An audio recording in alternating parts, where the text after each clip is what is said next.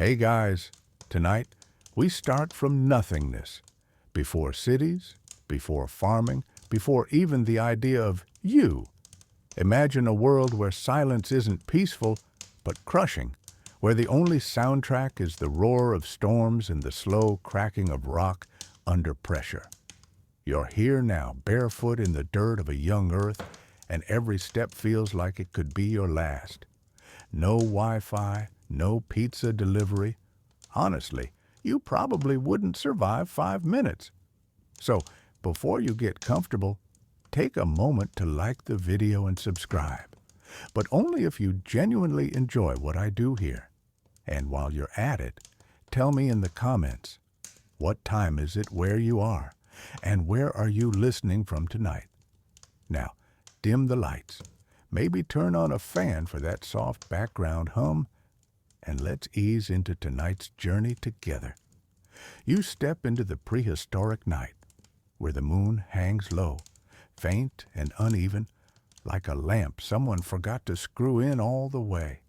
The ground beneath your feet is damp and hot, breathing steam from fissures that glow with molten light. Volcanoes erupt in the distance, coughing clouds of ash across the horizon, staining the sky into a patchwork of red and black. The air tastes like sulfur, sharp, bitter, almost like you've leaned too close to a broken toaster. You wrinkle your nose, but there's no escaping it. This is Earth, raw and unpolished, still figuring itself out. There are no roads, no signs, no villages, only swamps stretching endlessly, forests of ferns taller than houses, and insects buzzing with a sound that feels way too mechanical, as if the first attempt at a flying drone was designed just to scare you. And yet, in this chaos, something is happening that you almost miss at first. It's quiet, hidden, almost shy. Life. Down in the puddles, in little pools warmed by volcanic heat. Tiny molecules are clinging to each other. They twist, they fold, they divide. If you squint hard enough, you could imagine them like microscopic builders laying the bricks for everything you know. Roses, whales, tacos, and eventually you, sitting under a blanket, listening to this story. It's humbling, isn't it? That the same mud under your toes once sparked the chain of events that would lead to Netflix marathons and awkward Zoom calls. Scientists today still argue about the details. Did life start from lightning striking a soup of chemicals? Did it crawl out of deep-sea vents where the water boiled with minerals? Or did it hitch a ride on stardust arriving here like some cosmic stowaway? No one knows for sure. And yet, whatever the path, the outcome was the same. One spark led to another until the silence of this planet was broken forever. You kneel down, dragging your fingers through the warm mud. It sticks to your skin, gritty and oily, and you imagine billions of little dramas playing out under your touch, some molecules fusing, others falling apart. Most of them will fail, vanish into the void of chance. But a few will persist. They'll grow into cells, into colonies, into entire living systems. From that fragile persistence will come everything else. Laughter, war, art, TikTok dances. Honestly, if those little molecules could see the future, they might have given up right there.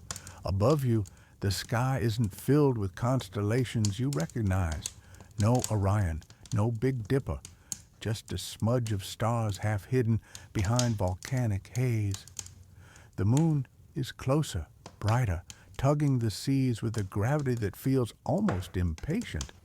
The tides crash louder, sharper, as if rehearsing for something. You can hear the hiss of waves against raw rock, carving coasts for continents that don't yet have names. The soundtrack of early Earth isn't calming lo-fi beats. It's the endless roar of things being born. You walk further, your feet sinking into the marsh. Each step feels heavy, not just because of the mud, but because of the weight of time pressing down on you. This is the first page of the human story, though the main characters won't arrive for millions of years. Right now, you're watching the prologue being scribbled across landscapes that are dangerous and breathtaking all at once. And here's the funny part. You're not even special yet. You're not human in this chapter. You're just an observer, a ghost in the mud, a witness to the sparks. The earth doesn't care about you, not yet. The only thing it's busy with is experimenting, like a chaotic chef in a kitchen with no recipe, throwing random ingredients into the pot to see what happens. Sometimes it's poison, sometimes it's failure. But once in a while, there's a taste of something new, something promising. Imagine standing in the darkness, hearing only the crash of waves and the cracking of stone, while knowing that this is where the seed of consciousness begins. You feel a little dizzy, like the air is too thick, like gravity pulls harder here. You're not imagining it. The planet is still shifting, still molten at its core, and the ground beneath you hums with energy. It's unsettling and comforting at the same time, like standing next to an enormous, sleeping animal. You wonder, if you waited long enough, could you see the first creatures crawl from the sea? You imagine little slime-coated things dragging themselves onto the rocks, blinking in the harsh light. They don't know it, but they're the ancestors of everything. One day, those wobbly, jelly-like bodies will lead to fish, reptiles, birds, and, eventually, people building IKEA furniture at 2 a.m. It's a ridiculous thought, but it makes you smile. The night deepens, though time doesn't move here the way you know it. Millions of years pass in the blink of an eye. Oceans rise, continents drift, climates shift. And you're still here, standing in the middle of it all like someone left you on fast-forward mode. Species appear and vanish before you can even say hello. You want to wave at them, to cheer them on, but they're gone too quickly. It's like binge-watching evolution with the skip button stuck. Yet, through all the chaos, through all the explosions and extinctions, something endures. Life keeps trying, keeps testing, keeps pushing forward, and you, in this strange dream of time, can almost feel the persistence in your bones. A quiet determination, like a whisper in the dark. Don't stop. Time folds again. You don't notice at first. It's subtle, like the world blinking. But suddenly, eons have passed. The ground beneath you has shifted. Mountains rise and crumble in the span of your heartbeat. Oceans spread wider, swallowing land, then retreat. Continents drift apart like rafts on a restless sea. And you somehow remain, watching, breathing, enduring. The creatures crawling from the pools now are no longer just shapes in water. They slither, flap, stumble onto the land. They're strange. Fish with limbs, jelly-like beings with eyes too far apart, creatures that look like failed prototypes of things you recognize. Some flop helplessly and vanish forever. Others cling, fight, adapt. The earth is ruthless in its auditions, but every once in a while it casts a winner. You want to laugh when you see a small, awkward creature dragging itself across the mud. Its body wiggles, uncertain, as if it doesn't quite know what legs are for yet. You whisper encouragement. Left foot, right foot, you'll get it. But it doesn't hear. It just keeps trying stubbornly, because that's what life does. The nights here feel endless. You wonder if you'll ever see dawn, or if this twilight of fire and storm is the only version of morning Earth knew. But slowly, the light shifts. The haze thins. The skies, though still heavy with ash, let a few more stars through. And in that faint glow, you see it, the undeniable spark of progress. Small, trembling, imperfect, but real. You smile even though no one is here to see it. Because you know what's hidden in these moments, what's curled in the mud and fumbling in the tide. It's you, it's us, it's the first whisper of humanity, still millions of years away, but already written in the stubbornness of molecules and the clumsy crawl of creatures learning to walk. So you stand there, breathing the hot, heavy air, surrounded by volcanoes, storms, and whispers of life. And even though you're just a ghost in this story, even though the world doesn't notice you yet, you feel the weight of what's coming. This is the beginning, the first page of the longest tale ever told. And you, for tonight at least, get to be here as it begins. You're still standing there, the air thick with smoke and the ground humming beneath your bare feet, when time jolts forward again. It doesn't ask your permission, it just drags you along, as if you're caught in a river you can't climb out of. The puddles where life first wriggled have changed. They've grown into oceans swarming with creatures, forests tangled with green, skies filled with wings. And from this restless chaos, something new rises, something that looks a little too familiar. You watch as figures move in the distance. At first, you think they're just another kind of ape, shaggy and bent, their knuckles brushing the ground. But then you notice they aren't just wandering aimlessly. They pause, they hesitate, they pick up stones. One of them grips a rock in its hand and instead of dropping it, smashes it against another. The sound echoes, a sharp crack, and a fragment breaks free. It's crude, jagged, but undeniably deliberate. And there it is, the first tool. You step closer, mud squelching under your feet. They don't see you. They never do. You're a ghost here, a witness. But you lean in anyway, as if your breath could brush against their fur. One of them grips the sharp stone and turns it over curiously, testing its edge. You can almost hear its thoughts. Or maybe that's just your own voice projecting. This could cut. This could help. This could change everything. They are Homo habilis, the handy ones. Not yet human the way you know it, but not just animals anymore either. Their eyes flicker with something more than instinct. You watch them gather in a small circle, grunting, gesturing, sharing. They don't speak, not really, but their movements have rhythm. Their sounds have intention. It's the beginning of conversation. You crouch beside them, feeling the warmth of their fireless camp. The air smells of sweat, earth, and damp vegetation.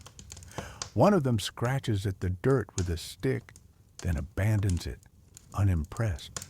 Another sharpens a fragment of stone again and again, as if compelled by some unseen itch. There's clumsiness in their movements, but also persistence. It makes you want to laugh. It's like watching toddlers argue over Lego bricks.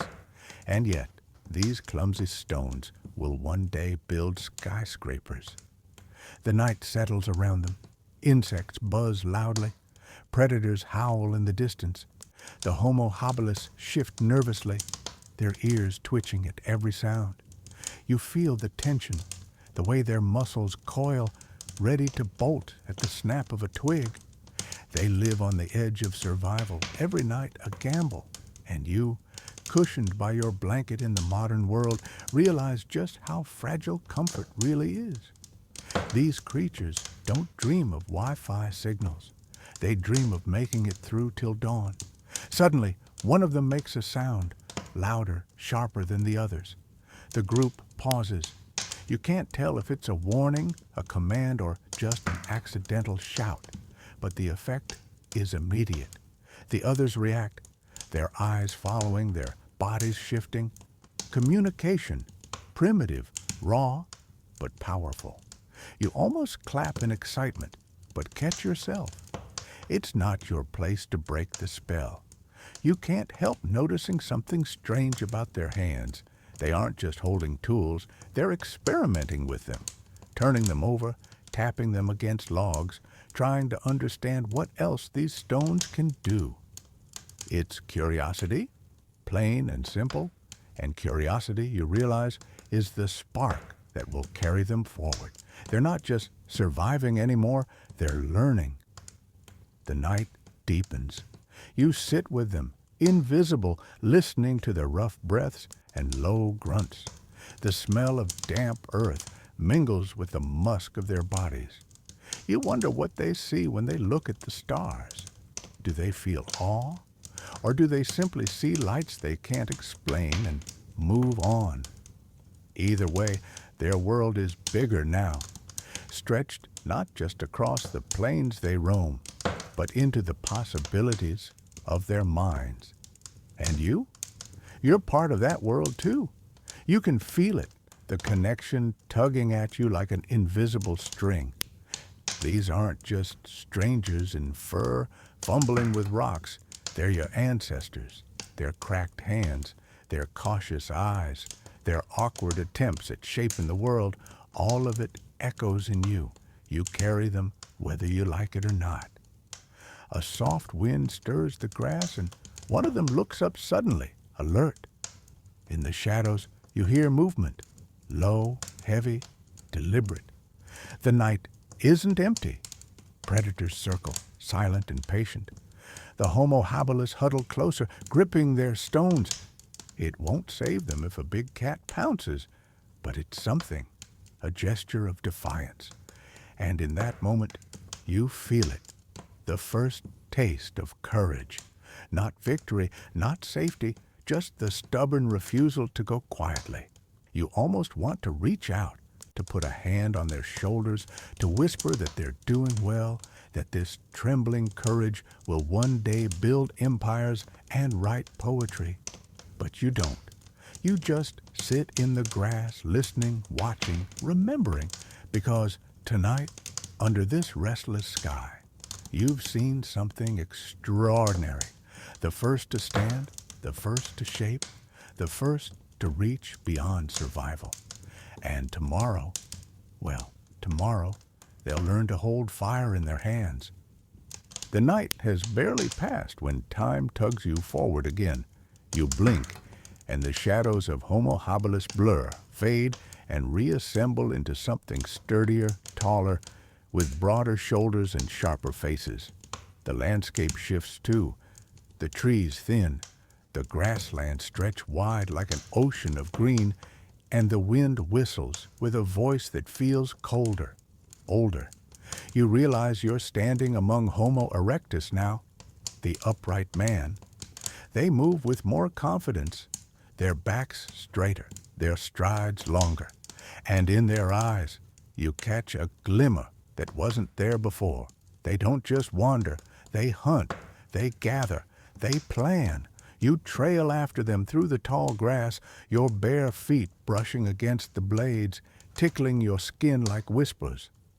The air hums with anticipation as though the earth itself knows what's about to happen. You hear it before you see it. A crack, sharp and startling. Then another. Two stones strike together in the hands of a figure crouched low. Sparks leap, tiny, fleeting, like fireflies that don't know how to stick around. The group gathers, grunts echoing, breaths held. The figure strikes again, harder this time. The sparks shower onto a nest of dry grass and leaves. For a moment, nothing happens. The air feels heavy with failure, but then a thin thread of smoke curls upward. You lean closer, heart racing, as the smoke swells, darkens, until suddenly the grass glows red, then orange. Flames lick upward, trembling at first, then rising boldly. You've just witnessed humanity's first fire. The group gasps, jerks back in awe. Their eyes widen, reflecting the flames like mirrors. One reaches out a hesitant hand, then yanks it back with a startled yelp. The others laugh, a rough barking sound that makes you chuckle too. It's the kind of laugh you recognize, the you just burned yourself, but it's still hilarious kind of laugh. Even 2 million years ago, slapstick comedy apparently worked. The fire crackles, spitting sparks into the dark. Shadows leap across their faces, carving them into masks of wonder. They don't fully understand what they've made. To them, it must feel like a spirit, alive and untamed, both beautiful and dangerous. They hover close, then retreat, then inch forward again. The warmth brushes your skin, sweet and comforting after so many nights of damp cold. You close your eyes and sigh. Finally, something familiar. They sit around the flames, shoulders huddled, hands rubbing together nervously. One tosses in a twig.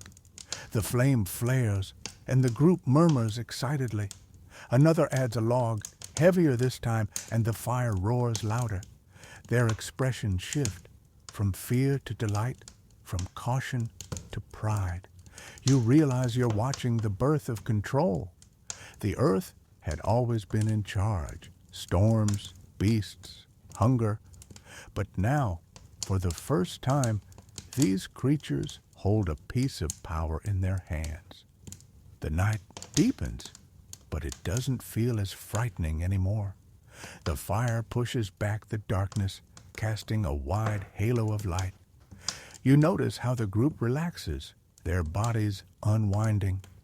Some yawn. Others poke at the embers curiously. Predators that once stalked them from the shadows now hesitate, their glowing eyes lingering just out of reach. Fire has drawn a line between fear and safety. You glance up at the stars, brighter now above the plains. The constellations still don't look familiar, but under this glow, they feel closer, kinder. For the first time since you arrived, the world doesn't feel entirely hostile. It feels almost like home. The Homo erectus begin to chatter, low grunts, rhythmic sounds that roll like drums. You don't understand the words. They're not really words yet. But you feel the meaning. They're sharing, celebrating, maybe even boasting. Look what we did. Look what we hold. You catch yourself smiling, your cheeks warm from the fire. You want to cheer, to clap, to shout, "Congratulations!" But of course they can't hear you. One of them tears into food, meat, charred clumsily on the flames. The smell makes your stomach tighten. It's smoky, rich, primal. The others watch closely, then copy, holding scraps of flesh over the embers until they sizzle. They bite, chew, groan with pleasure. It's messy, greasy, but it's a feast. Cooking has entered the scene, and though they don't know it yet, it will change everything. Stronger bodies, sharper minds, more time to dream. As you sit there, invisible in their circle, you can almost imagine the future unspooling. The fire is more than warmth. It's more than safety. It's the seed of stories. You can picture them leaning closer, eyes shining, hands gesturing, trying to share what happened on the hunt or what they saw in the shadows. The fire is not just fuel. It's a stage, a spotlight, a hearth for memory. And you? You feel it tugging at you the same way it tugs at them. You're drawn to the crackle, the glow, the endless dance of flame. Even now, in your modern life, you know the feeling. Campfires, candles, even the hypnotic flicker of a stove. Fire whispers to something deep inside you, something ancient. And tonight, you know why. The group huddles tighter as the night grows colder. Their eyelids droop, their bodies sag. But no one lets the fire die. One figure stirs it, adding more wood, coaxing the flames like a caretaker. You realize this is the first shift, the first shared responsibility. If the fire dies, they all suffer. So they guard it, nurture it, pass it from camp to camp, carrying embers and bundles of ash and bark. They've just learned cooperation on a new level, and it flickers brightly before your eyes. The flames hiss, the sparks rise, the night stretches long, and somewhere beyond the glow, a predator snarls. The group stirs, tense, but the beast does not come closer. It fears the light. It respects the heat. For the first time, the balance of power has shifted. For the first time, humans, or almost humans, are not just prey. They become something more. You lean back, watching the shadows dance across the grasslands. The warmth lulls you, your eyelids heavy, your body melting into the rhythm of the flames. You can almost sleep here, safe in their circle, as if the fire protects you too. And in that drowsy haze, a thought slips into your mind. This is the moment the world changed forever.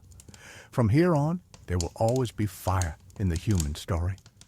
You sigh, whispering to yourself, "Well done," because you know what comes next. With fire in their hands, these upright wanderers are about to find their voices. The fire's glow softens, and time sweeps you onward again, pulling you away from the open plains and deeper into shadows. You find yourself at the mouth of a cave, cool air breathing out like a secret. The walls are slick with moisture, and faint echoes bounce off the stone. You take a hesitant step inside, bare soles pressing against grit and damp. The darkness swallows you whole, yet you sense movement ahead. And then, there they are. The Homo erectus linger here, their fire smoldering at the cave center, painting the walls with amber light. You notice something different now, a rhythm in their bodies, a pattern in their sounds.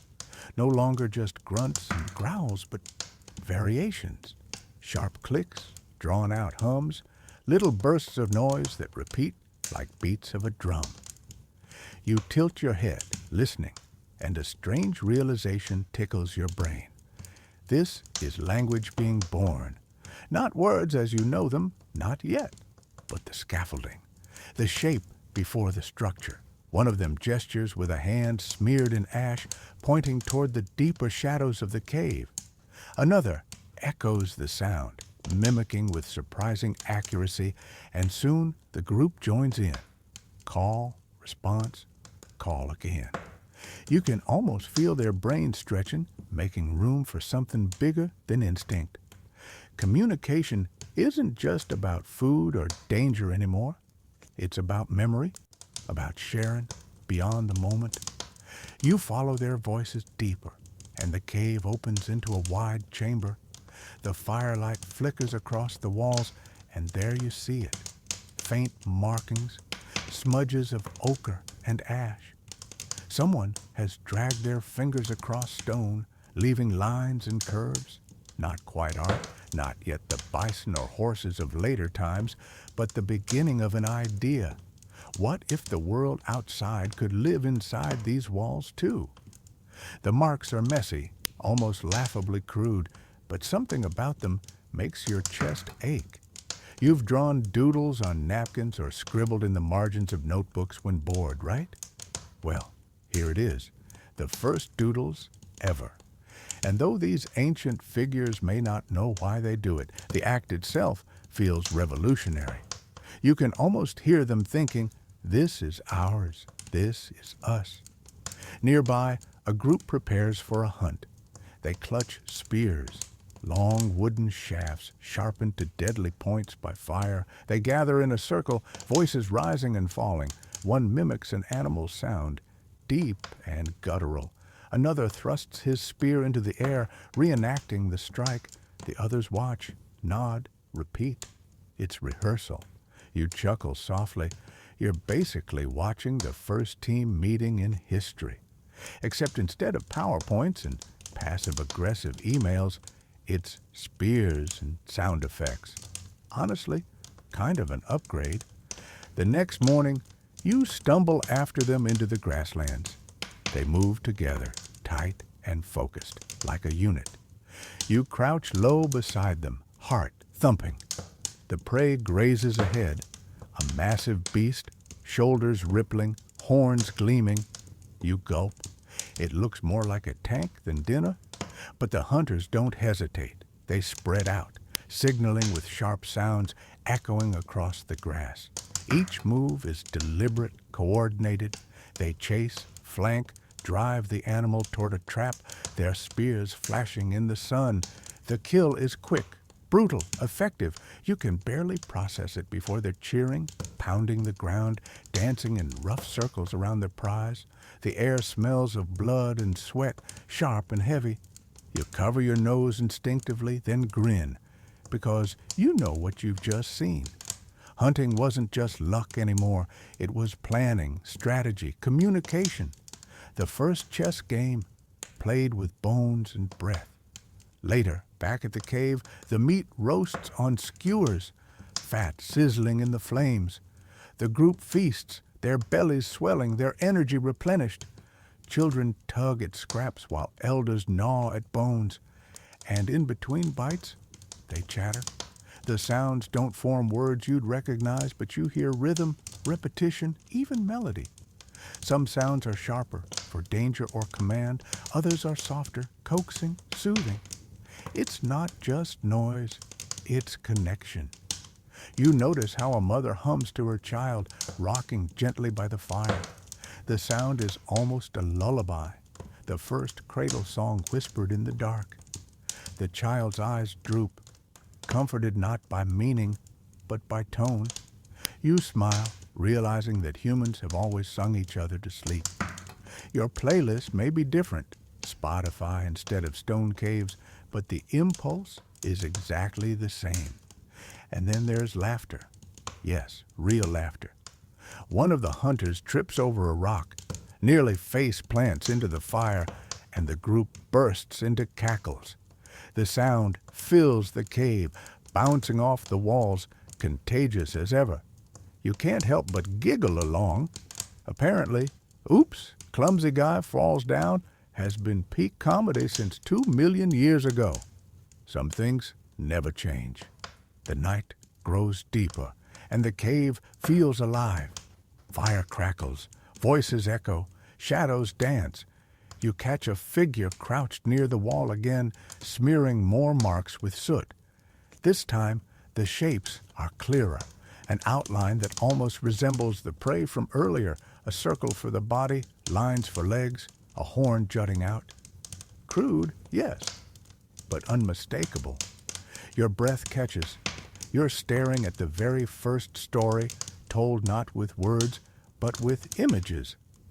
The hunter grins, tapping his chest, then pointing to the drawing. The others nod, laugh, pat his shoulder. It's not art for art's sake. It's memory, victory, teaching.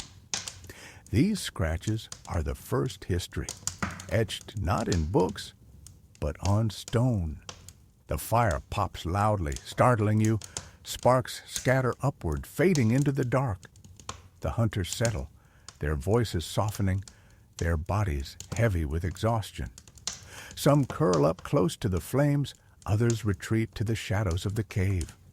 The hum of low chatter lingers like the final notes of a song. You lie back against the cold stone, staring at the marks on the wall.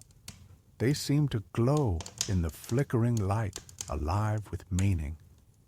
You think about the stories you know, the myths, the novels, the bedtime tales. They all trace back here to this smoky cave where upright men first painted shadows and shaped sounds. And just before sleep takes you, one last thought drifts through your mind.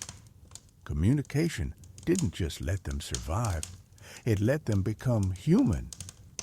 The cave air thins, and before you can blink, time grips you by the shoulders and yanks you forward. The smoke and laughter of Homo erectus dissolve like mist, replaced by wind, strong, restless, carrying dust across an endless horizon. You squint, coughing as grains sting your skin, and realize you're no longer in one cave, one valley, one small world. You're everywhere because they are moving. Homo erectus do not stay put. The fire gave them warmth, the hunts gave them strength, and now something else propels them. An itch in the bones, a whisper that says there's more out there. You watch as small bands gather their few possessions, bundles of dried meat, sharpened spears, smoldering embers wrapped in bark, and set out across the land. They don't know where they're going. They don't need to. The earth calls, and they answer. You trail behind, your feet sinking into shifting sand. Step after step, you realize you're watching humanity's first road trip, except there's no GPS, no roadside diners, no playlist, just wind, hunger, and the sheer audacity to walk into the unknown. You'd never survive it. You'd whine after 2 hours, demanding snacks. But them? They press on day after day, mile after mile, and slowly, impossibly, the map changes. They spill out of Africa, that vast cradle of beginnings, like water overflowing a basin. Northward, eastward, through valleys, over rivers, across mountains that bruise their feet and test their lungs. You follow, breathless, as they cross into new lands. The soil turns colder under your toes. The trees grow taller, darker. Strange animals glare at you from the shadows. Creatures you've never seen before, fangs glinting in the moonlight. The humans don't flinch. They build fires, sharpen weapons, huddle close and push on. Somewhere in Asia, you stumble across a band clustered beneath towering pines. Their firelight gleams against snow, a sight that makes you shiver. Snow, actual snow. You kneel, scoop up a handful, let it melt between your fingers, icy and raw. These wanderers have never felt it either, yet here they are, stubbornly figuring it out. They wrap themselves in animal hides, clumsy but effective. They gnaw on frozen meat, crack bones for marrow, huddle tighter against the cold.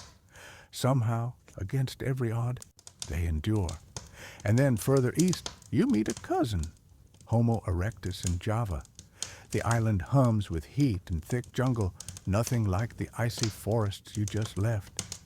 The air is heavy, wet, buzzing with insects that nip at your ankles. Yet here, too, they thrive. They adapt as easily as you'd switch outfits between summer and winter.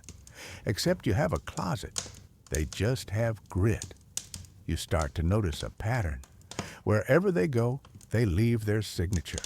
Stone tools chipped sharp, fire pits smudged with ash, bones cracked open for food. It's a breadcrumb trail across continents, proof of their stubbornness. Archaeologists today debate just how far they went, whether they crossed seas or stuck to land. Some insist they never sailed. Others argue they must have, because how else do you end up on islands far from any coast? The truth remains tangled, hidden beneath millennia of dirt. But as you watch their shadows move across the landscape, you think, if anyone could do the impossible, it was them. The most astonishing part, they never stop. Their feet are restless. Their eyes always search the horizon. You follow them into Europe, where the forests close and thick and damp. Here, the cold bites harder. The nights stretch longer. Yet somehow, they carve out a life, hunting reindeer, scavenging mammoths, warming themselves by fires that smoke thick into the sky. And through it all, you notice how migration changes them. Their faces shift, their bodies adapt, their minds sharpen. Different groups take root in different places, separated by distance, climate, chance. Over generations, their features diverge. Some grow stockier to withstand the cold, others leaner to move through heat. It's evolution at work, sculpting clay with invisible hands. At night, you sit by their fires and listen. The sounds are still rough, still half-formed, but the rhythms are clearer now. A call, a reply, a warning, a joke. Each migration is a thread, weaving a larger tapestry of connection. They may not realize it, but they're laying the groundwork for languages that don't yet exist. And oh, the food! You watch them experiment, roasting fish by riverbanks, drying strips of meat under the sun, cracking shells to suck the salty insides. One group even stirs together herbs and fat, creating something that almost resembles stew. You chuckle, imagining the first cooking show. Today, on Caveman Cuisine, we're boiling antelope hoof with wild onions, Michelin stars pending. Of course, migration isn't all triumph. You stumble upon skeletons in shallow earth, bones gnawed by predators or fractured by falls. Not everyone makes it. The path is merciless, and the earth doesn't coddle. But even in death, there's evidence of care, some bodies covered in stones, as if honored, protected. You lean close, your chest tightening. It looks suspiciously like the beginning of ritual. Could it be? Some historians argue these burials were just accidents of nature. Others insist they meant something deeper. The debate flickers endlessly, like a campfire never put out. Still, the larger truth is undeniable. They spread. They refuse to stay confined. From Africa to Asia to Europe, Homo erectus left footprints everywhere, as if scribbling across the globe.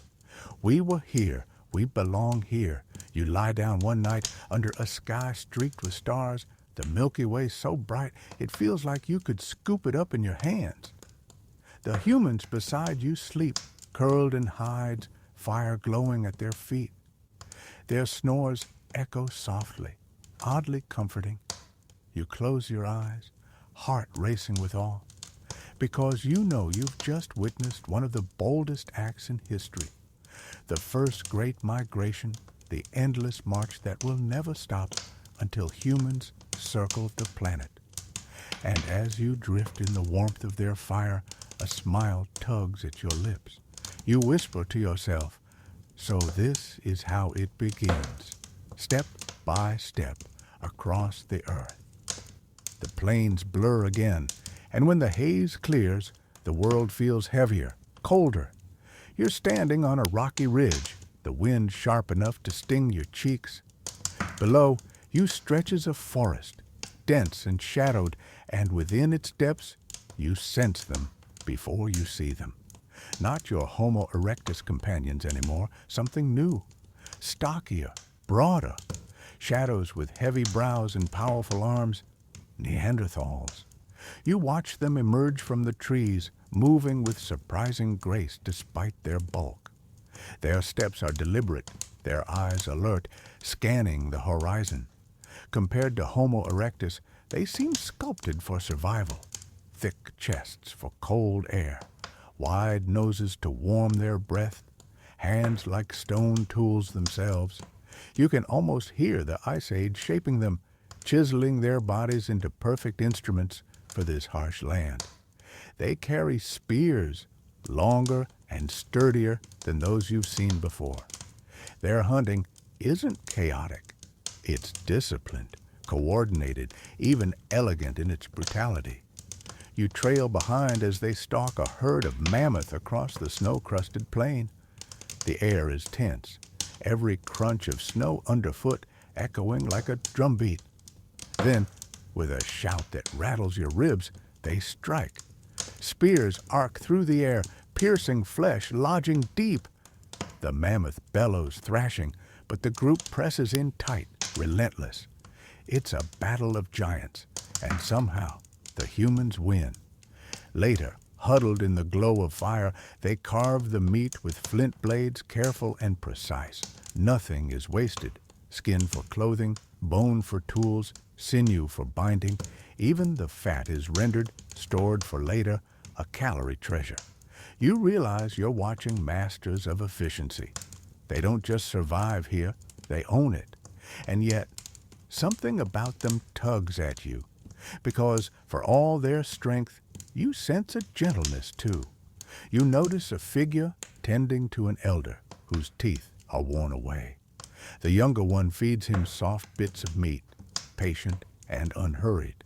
Another cradles a child, humming low, a sound so deep it vibrates in your bones. This isn't just survival, it's care, love even. You feel your chest tighten. It's strangely human, heartbreakingly familiar. One evening, you follow them into a cave. The walls glow with firelight, and your eyes widen at what you find. Ochre handprints, shapes etched into stone. Not just scratches this time, but deliberate marks, patterns, symbols, maybe even meaning. Some historians argue about whether these were Neanderthal creations or later visitors. But here, in this moment, you watch the hands press against stone, leaving red prints that scream across millennia. We were here, we mattered. And then, like a whisper at the edge of the fire, another presence stirs. You feel it before you see it. Lighter footsteps, slighter frames, eyes with a different spark. Homo sapiens, your kind. They move into the same lands, cautious at first, curious. You hold your breath as the two groups cross paths. It's tense. Both sides grip weapons, eyes narrowing, bodies bristling. But then, something unexpected. A pause. The spears lower, the tension softens, and soon they sit together, fires merging, food shared. Their voices intertwine, different sounds, but communication all the same. For a moment, you watch two worlds overlap. You know, of course, how this story ends. Your kind will outlast the Neanderthals. The reasons are still debated. Some point to climate shifts, others to disease, others to sheer competition. Some whisper it wasn't all peaceful, that blood was spilled, that Neanderthals were hunted as much as mammoths. But there's another truth buried here, quieter but no less real. Neanderthals didn't vanish completely. They live on in you. A fragment of their DNA hums in your veins even now, a ghost's legacy whispering through time. And then there are the Denisovans, ghostlier still. You never see them in full, only hints, shadows in the mountains of Asia. Their bones are rare, their presence fleeting, yet their DNA too lingers in modern humans, tucked quietly into certain populations, like a hidden signature on a canvas. You realize you're surrounded by echoes, by cousins whose stories intertwine with yours in ways that science is still unraveling. The fire crackles, and the Neanderthals settle, their heavy bodies curling against the cold. The Homo sapiens nearby mimic them, learning, absorbing. You close your eyes, listening to the mingled voices, the shared warmth. And for a fleeting second, you wonder, what if things had been different? What if they had endured alongside us? What kind of world would you live in now? But the wind shifts, and time tugs again. The echoes fade. When you open your eyes, the fire has gone cold, the cave empty. Only handprints remain, glowing faintly in the dark. You trace one with your fingers, your skin pressing against stone where theirs once did. It feels warm, impossibly warm, as if the past itself still burns. And you whisper to the silence, I see you. The echoes of handprints fade, and time sweeps you forward again, out of caves and into open fields shimmering with the pale light of dawn.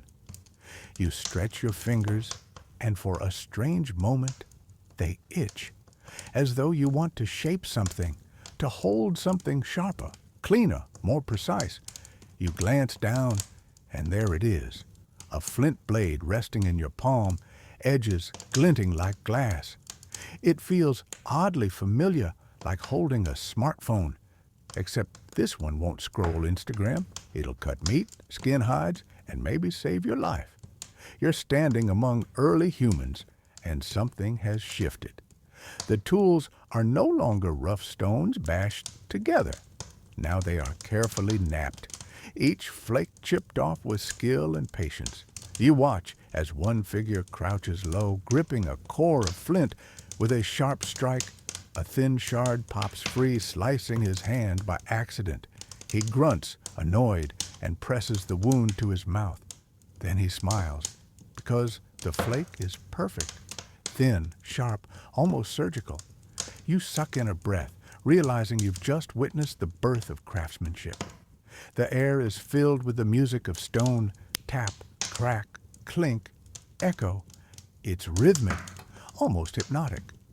You think about factories today, machines stamping and grinding in endless repetition. This is the same song, just with simpler instruments. And it's everywhere. On riverbanks, in forests, outside caves. Piles of flakes scatter like confetti, marking places where people worked, chatted, argued, and probably bragged about who made the sharpest blade. One hunter shows off a newly crafted spearhead, proudly attaching it to a shaft with resin and sinew. He thrusts it into the ground dramatically, chest puffed. The others grunt approvingly, though you catch a few eye rolls. Apparently, show-offs existed long before TikTok. The tools change how everything feels. Meat is butchered faster, hides scraped cleaner, bones cracked more efficiently for marrow. Fires burn brighter with chopped wood. Shelters stand sturdier with sharper cuts. You notice the difference in their bodies, too.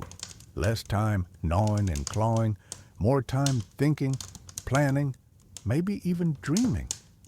Tools don't just change survival, they change imagination. At one camp, you watch a woman carefully carve not a spear, not a knife, but something smaller, an ornament. A bone smoothed into a pendant, holes drilled so it can hang from a strip of sinew. It's useless for hunting or cooking, but when she ties it around her neck, she grins. The others nod, admiring. You realize this is the first glimpse of style, of self-expression. Fashion Week, 50,000 BCE.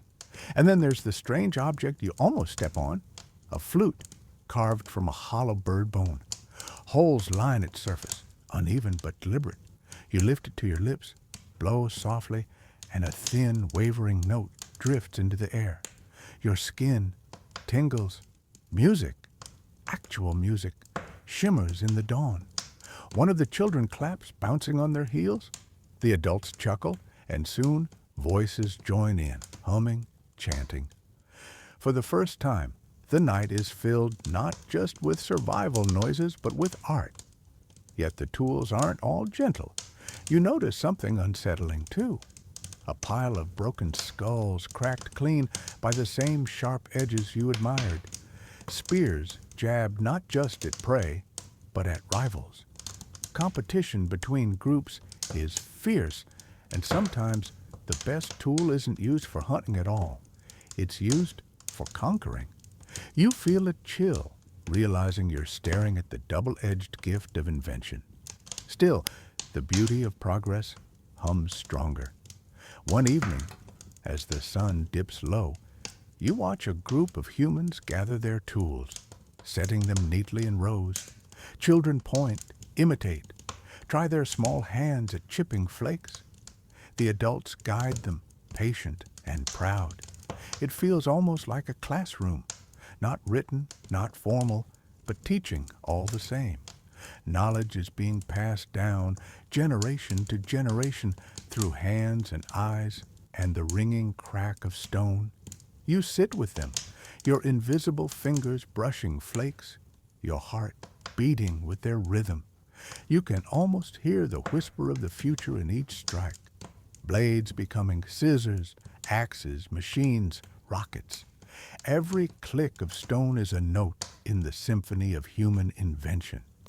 And as the firelight catches on the edges of the tools, they gleam like stars scattered across the ground. You realize you're looking at humanity's first technology, not just survival, but a leap toward everything that will follow. You smile to yourself, whispering, sharp edges, sharper minds, and with that, the night carries you onward. The sharp ring of stone fades, replaced by silence so deep you can hear your own breath. When the mist clears, you're back inside a cave, but not the smoky hollows of before. This one feels sacred. The air is cooler, almost reverent, carrying the faint smell of minerals and ash. And as your eyes adjust, you see why. The walls are alive. Stretching across the stone are paintings, streaks of ochre, lines of charcoal, curves of deep red and black. Herds of bison thunder across the walls, frozen mid-stride. Horses leap, antlers stretch skyward, lions prowl with haunting grace. You step closer, your fingertips tingling as if the images might flicker and move. For a dizzy moment, you almost believe they will. You glance around at the artists themselves. They crouch low, grinding pigments from crushed minerals, mixing them with spit, fat, or blood. One blows paint through a hollow bone, spraying a fine mist that outlines a handprint on the wall. Another uses a flicking motion with a brush made of hair, creating the illusion of movement in a horse's mane. Their faces glow in the torchlight, eyes wide with concentration. This isn't idle doodling, it's ceremony, performance. And you can't help but grin. Somewhere out there in your modern world, a teenager is sneaking paint onto a wall under a bridge. Street art, graffiti. And here, 30,000 years earlier, someone did the same. Except their canvas was stone and their spray can was bone. Different tools, same impulse. I was here. This mattered. You settle by the fire, watching the scene unfold. The paintings are not just decoration, they're storytelling. One hunter gestures toward the bison, mimicking its charge. The others nod, laugh, grunt approval. The wall becomes more than rock. It's memory, prophecy, a guide for the hunt. The cave itself transforms into the first movie theater, the flicker of torches casting shadows that make the animals dance. You half expect popcorn, but it doesn't stop with walls. In one corner, a woman carves something from ivory. You kneel closer, heart skipping. It's small, fitting easily in her palm. A rounded figurine, hips and breasts exaggerated, face smoothed away. The Venus figurine, the first sculpture of the human form, though not realistic, more symbolic, maybe a charm for fertility, maybe something spiritual. No one knows for sure. Historians still argue about it, voices rising across lecture halls as fiercely as any ancient chant. But here, in this firelit moment, you simply see pride in her hands as she turns the figurine in the light, as if she's holding power itself. Another craftsman works on a flute, holes carved neatly along its length. He blows, and the cave fills with notes that echo like bird calls, soft and haunting. The others pause, listening. Then someone begins to hum along. Another claps in rhythm. Before long, the whole chamber vibrates with music. You close your eyes, the sound wrapping around you like a blanket. You've just stumbled into the world's first concert, minus the overpriced tickets and glow sticks. It's astonishing, really. A few generations ago, the focus was fire and spears. Now, they're painting, sculpting, making music. And you realize survival gave them time. Tools freed their hands. Fire freed their nights. And in that freedom, imagination bloomed. The art carries weight beyond beauty. You sense rituals here, moments where paintings are made in darkness, torches flickering, chants rising. Maybe they believed the drawings gave them power over the animals. Maybe they thought the figurines carried magic. Maybe they just wanted to leave something behind. The truth is lost, but the mystery lingers, humming in the stone. You crouched near one painting of a deer, its antlers curling upward like trees. You can almost see the artist's handprint, the smudge of fingers dragging pigment across the wall. The thought hits you hard. This was a person, not a concept, not a fossil, but a real individual who once knelt right here, dreaming, creating, and their dream still glows thousands of years later. At the edge of the firelight, a child mimics the adults, pressing a small hand against the wall. The tiny outline appears beside the larger ones, fragile yet defiant. You feel your throat tighten. That child is gone, their bones dust long ago, yet their hand remains reaching across time, touching yours. You whisper to yourself, almost reverently, art is immortality. The night deepens, the music fades, the torches sputter. The artists lie down, curling against the stone, their walls glowing silently around them. You remain seated, gazing at the painted animals, the handprints, the figurines scattered in the dust. The cave feels like a cathedral now, each mark a prayer, each sound a hymn.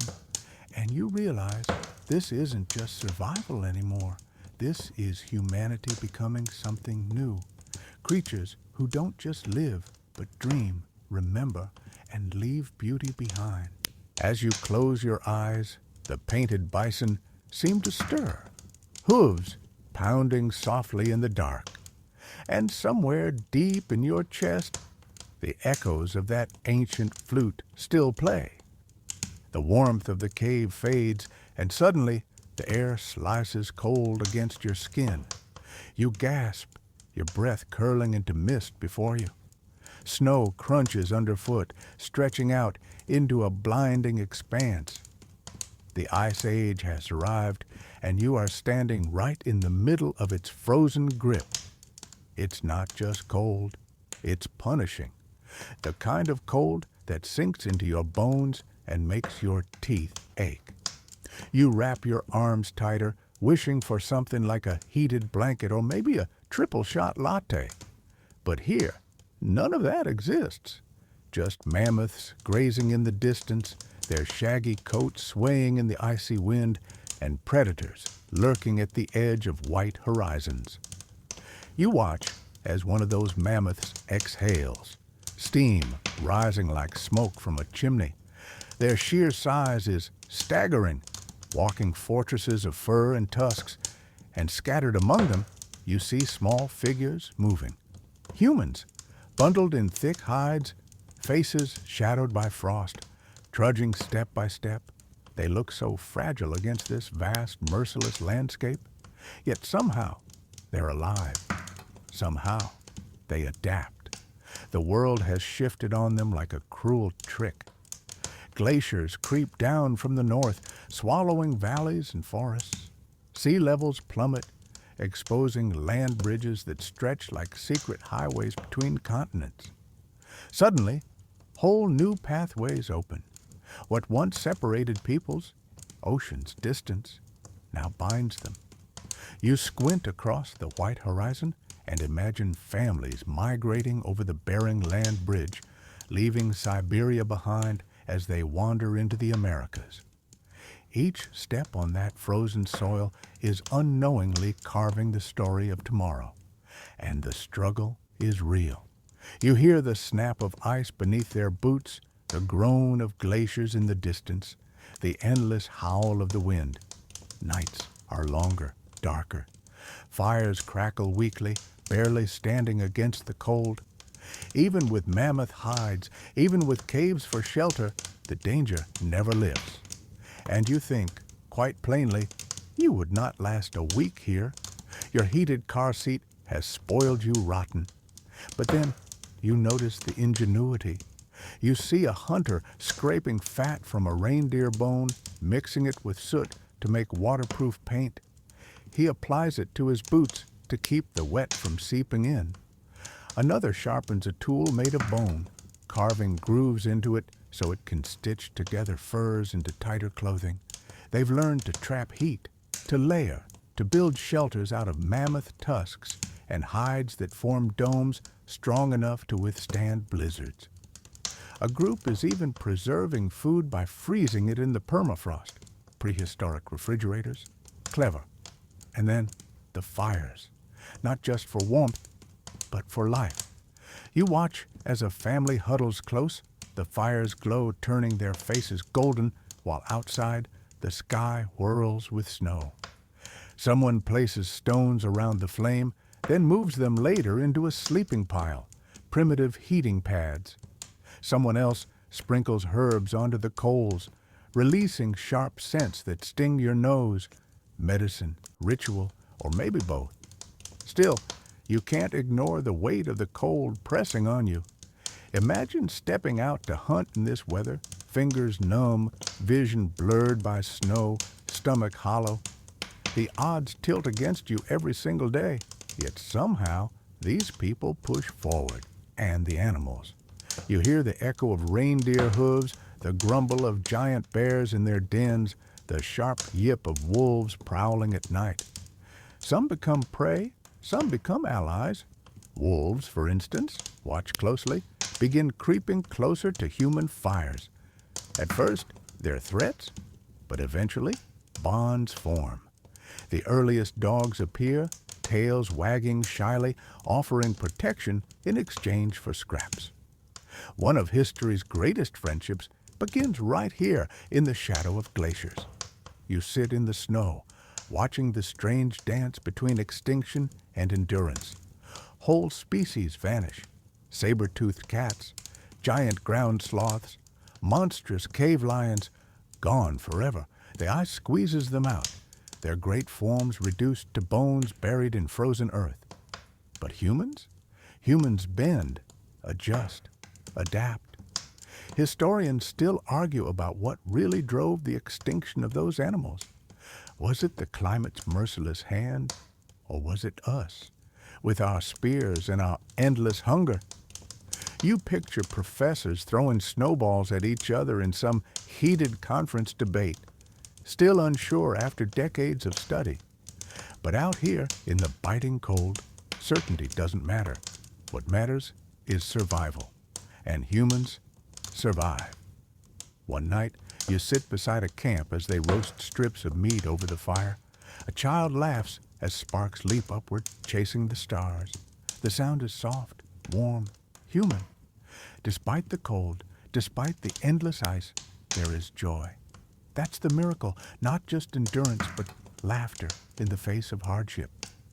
You lean back, staring at the night sky. The stars shimmer brighter in this frozen air, crisp and sharp. You can see your own reflection in the eyes of those who look up with you, wondering what waits beyond the horizon, what will come after the ice. And though the glaciers loom, though the cold claws deeper, one thing is clear. Humanity is not only surviving, it is sharpening itself against the ice, becoming tougher, smarter, more resilient. Every breath in this frost is a step toward tomorrow. And you can't help but smile.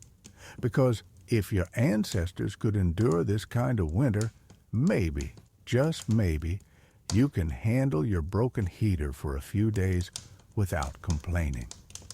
The wind from the glaciers softens, fading into the hush of a warmer night. A fire crackles in front of you, sparks climbing like little stars trying to escape. You lean closer, expecting just warmth, but what you hear instead makes your heart pause. Voices, not grunts, not wordless cries, but something more. Syllables, patterns, sounds that twist into meaning. You realize you're witnessing one of the greatest shifts in human history. Language is being born. At first, it feels simple. A hunter points toward the darkness, shaping his mouth to mimic the growl of a predator. The others tense immediately, a warning. Then a different sound, a soft, rising trill. And everyone relaxes, laughter spreading. It's not just noise anymore. It's code, shared sound with shared meaning.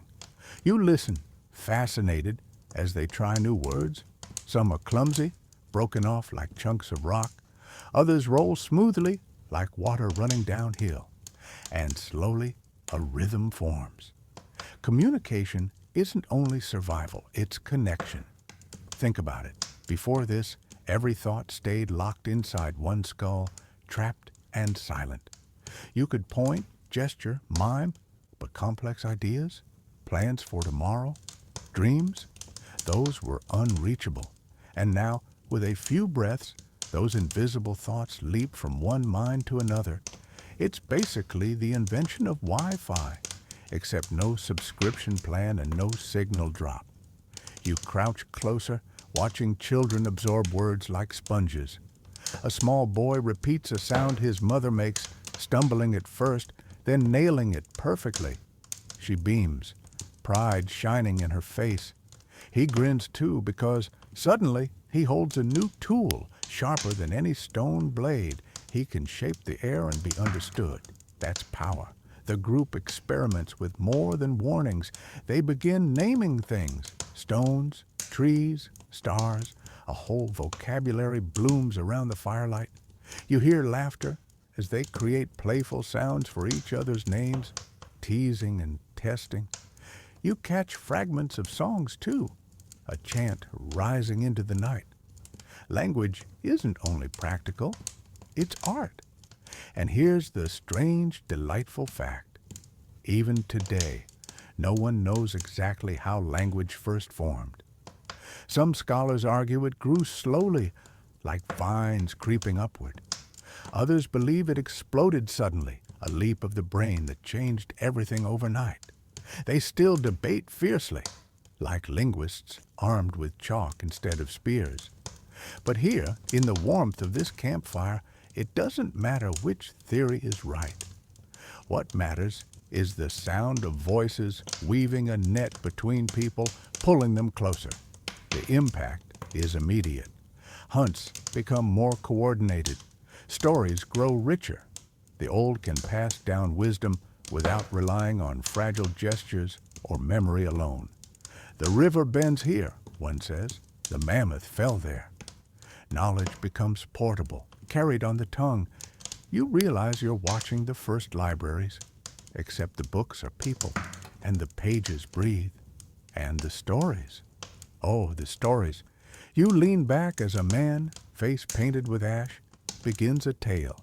His hands move with the words, painting pictures in the air, but now the sounds fill the gaps. He speaks of animals as if they are gods, of hunts as if they are legends. The children gather close, wide-eyed. The adults nod, some humming agreement. Around this fire, myth is born.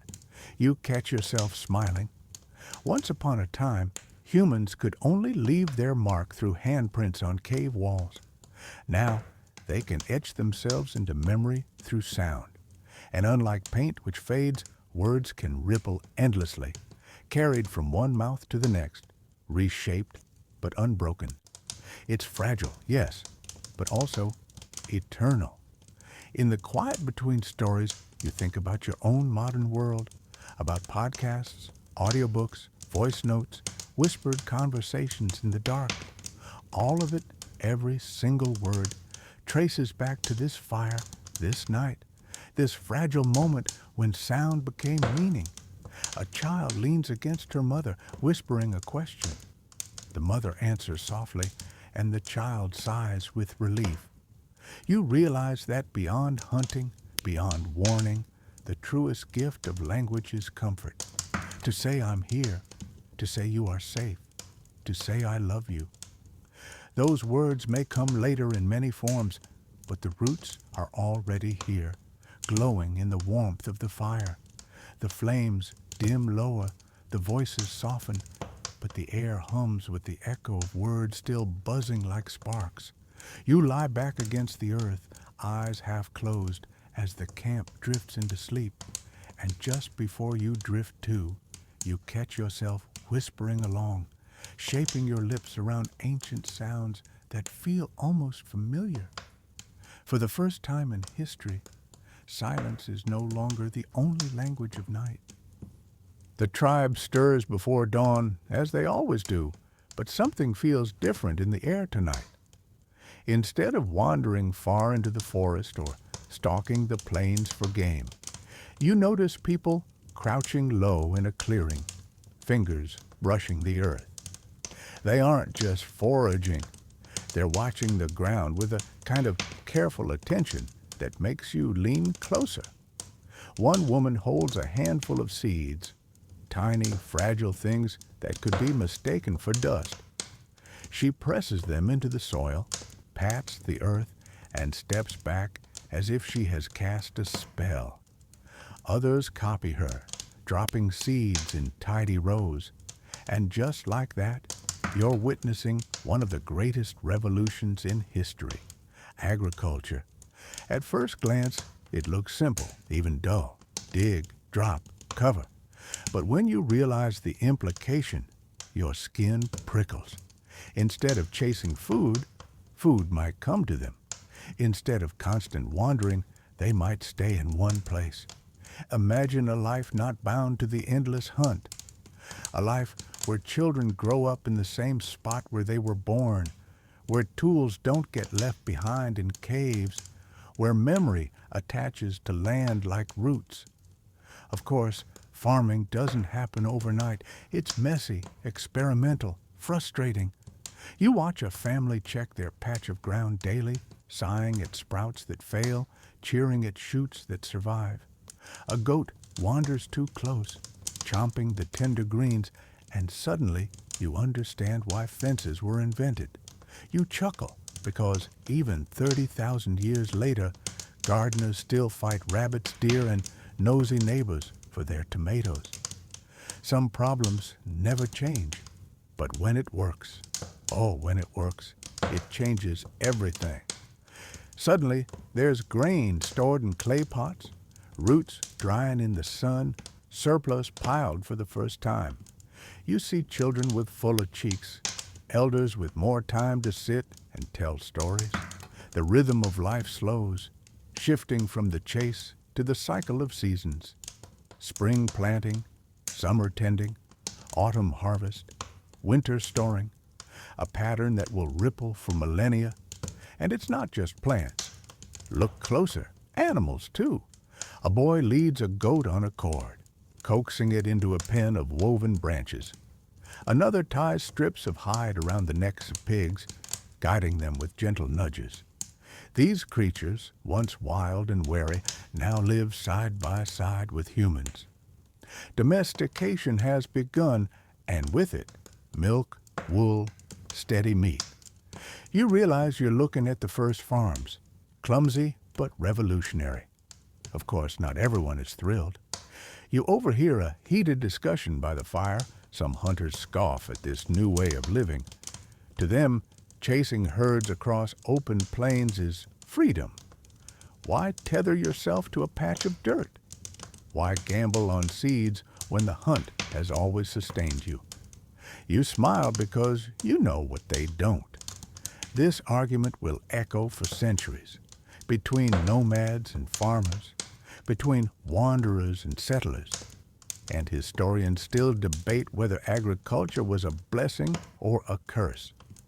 Because, let's be honest, it wasn't all sunshine and wheat fields. Farming demanded backbreaking labor, bending, digging, hauling, day after day. Crops failed.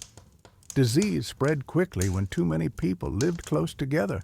Diets narrowed. Hunters once feasted on dozens of plants and animals, but farmers ate mostly grain.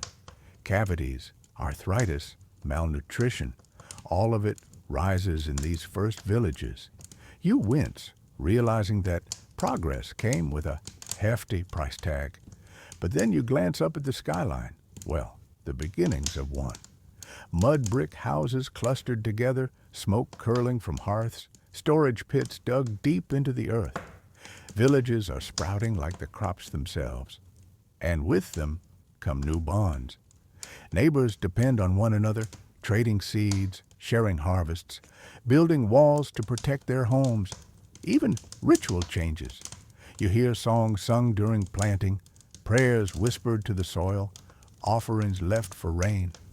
The earth itself has become a deity, a goddess perhaps, her body swelling with grain, her breath rippling through fields. Figurines carved from clay exaggerate hips and bellies, fertility icons tied now not just to humans, but to the land itself. Religion is shifting under your feet, rooting itself in the rhythm of sowing and reaping. One evening, as the sun bleeds gold across the horizon, you sit at the edge of a field.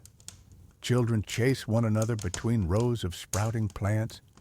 Adults gather in circles, grinding grain into flour with smooth stones. Smoke drifts from hearths where bread bakes for the first time. Bread you inhale deeply, the smell warm and sweet, a comfort that will follow humanity forever. And for a moment, you feel the weight of history pressing forward. Because this isn't just food, this is civilization rising from the soil. The stars emerge, and you hear faint singing in the distance, voices praising the harvest, thanking the earth, weaving language and song into tradition. You smile, pulling your cloak tighter. You know this story isn't perfect. There will be famines, floods, pests, wars fought over fertile ground, but still, in this firelit night, the miracle is undeniable. Humans are learning to shape the land, and in turn, the land is shaping them. Tomorrow, seeds will sprout again. Tomorrow, the tribe will wake not to chase herds, but to tend to the earth. And tomorrow, history will dig deeper roots, branching outward into everything that will come after. The first morning light spills across the horizon, and when you open your eyes, something feels steady. The campfire isn't just a circle of stones anymore. The huts around you don't look like temporary lean-tos or hide tents. These are solid walls, layered mud bricks, timber beams, woven reeds plastered with clay. Smoke rises from chimneys, drifting lazily into the sky. You rub your eyes, realizing you've stepped into one of humanity's boldest experiments, the permanent settlement. It's strange, isn't it? For tens of thousands of years, life was about movement, tracking herds, chasing seasons, chasing survival. But here, in the cluster of houses before you, people are staying put. They have built homes, real homes, with hearths in the middle, spaces for sleeping, shelves for storing grain. You step inside one and find painted walls, bright ochre designs swirling in patterns. Someone cared enough to decorate their living space, not just endure it. That's not survival. That's comfort. Outside, the settlement hums with life. A group of women kneel at grinding stones, muscles taut as they crush grain into flour. Children dart between houses, shrieking with laughter, chasing each other around clay ovens. Men repair the roofs with reeds, slapping wet clay into gaps to keep the rain out. A dog barks sharply, tail wagging, keeping goats in line as they shuffle toward their pen. Everything pulses with rhythm, with routine, with permanence. And permanence comes with new challenges. You notice the smell first, not just smoke and roasting bread, but waste, refuse piles, sewage trickling into ditches. Settlements are messy, and with so many bodies packed together, disease festers. You see rashes, coughs, fevers that spread quickly. A reminder that progress is always double-edged. Still, you can't ignore the sense of resilience. Healers mixing herbs, families caring for one another, rituals whispered over the sick. The true revolution lies in the bonds forming here. When one family's field fails, neighbors share. When danger threatens, walls rise, built stone by stone, creating protection no cave or forest could match. This is more than community now. It's society. Rules emerge. One elder oversees disputes, his word settling quarrels. Another keeps track of stored grain, counting carefully, ensuring fairness, or perhaps ensuring power. You can feel hierarchy beginning to simmer in the air. In the heart of the settlement, you see something startling, a shrine. Figurines of clay stand clustered together, some with exaggerated hips, others with sharp bird-like faces. Offerings of seeds, beads, and broken tools lie at their feet. People gather here to sing, to pray, to ask for rain or a good harvest. The gods have moved in, and they demand rent. And then, the art. Oh, the art. On one wall, hunters have painted not only animals, but also people.